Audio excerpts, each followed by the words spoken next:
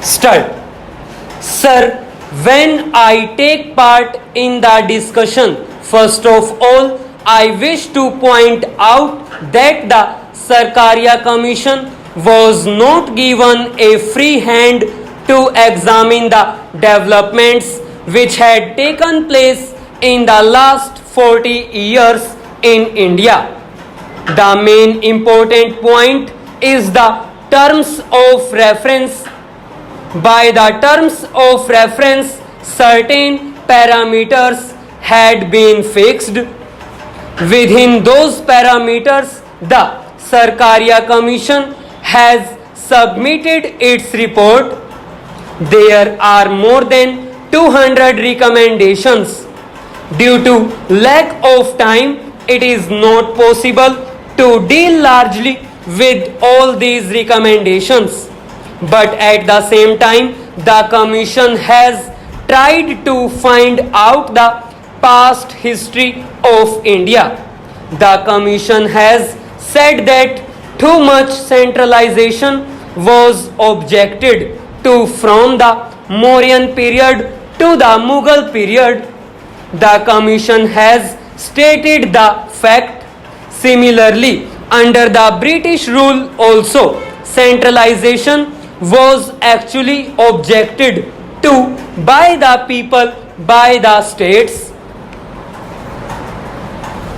The founding fathers of our constitution were painfully conscious that the feeling of Indian nationhood was still in the making and required to be carefully nurtured.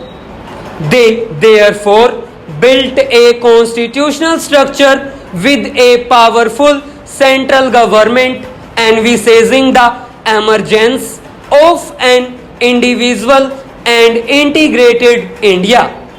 The concept of a strong center which is necessary to meet India's immediate needs was virtually in the later period converted into the concept of a unitary state with priority for the center in all cases. This was the basis of the process of excessive centralism with all powers in the hands of the center. India is developing on the path of capitalism, especially monopoly capitalism. When monopoly capitalism develops in a country, it is then natural that the general argument will be for centralization of the powers in the hands of the central government because they want to protect the interests of the monopoly capitalists and also help the capitalists. So that is the natural argument. This argument has been there for the last so many years, but over centralization has taken place and we know that it has taken place. What is the result now? Many are talking about the unity of the country, about the integrity of the country. But what has happened in the states? Communal forces have grown, divisive forces have grown, and the integrity of the country has been jeopardized. When the powers were vested in the hands of the center, why has the center failed? The Khalistan movement is there, and there are other movements also, secessionist movements. Now some people are demanding a Jharkhand state, and then there is a demand for an Uttarakhand state. These are all developing. There was a similar demand in Darjeeling, but fortunately that has been sold now. But other fissiparous tendencies are growing and the center has not been able to control them. the center has not been able to prevent them, but they think that only for the center and not for the states that the unity of the people has to be maintained.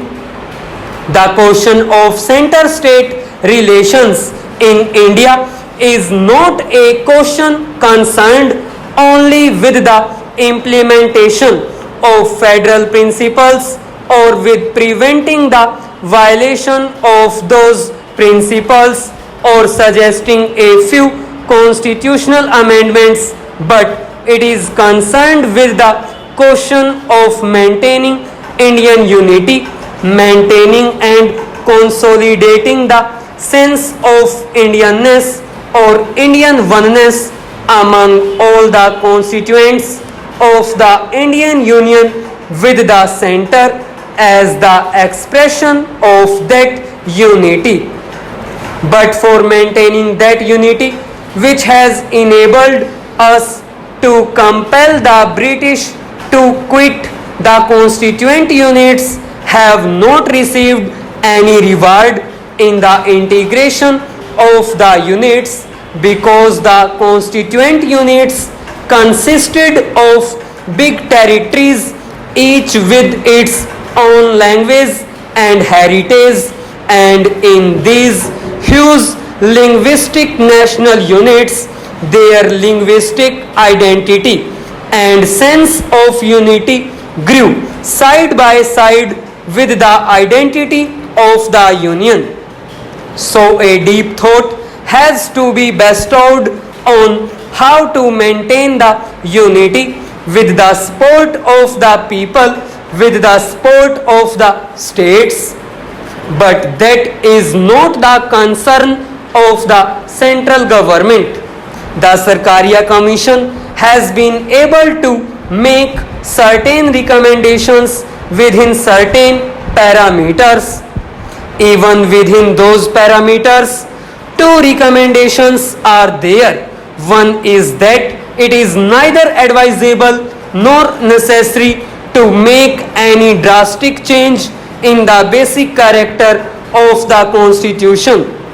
The second is that the electoral system can be continued like this. In the second recommendation, the commission says that it certainly calls for improvement and reform in a number of aspects. The actual working of the constitution leaves much to be desired. It has said about the changes proposed in the financial aspects of the Indian Union and the states. The arrangements are far from being satisfactory. It has said about the role of the governor's reservation of state bills for consideration of the president, use of extraordinary powers, etc. The commission has said about the intergovernmental council with a comprehensive size. It has said about a national economic development council having a nexus with the planning commission, limitation of the centrally sponsored schemes, state finance and planning, etc.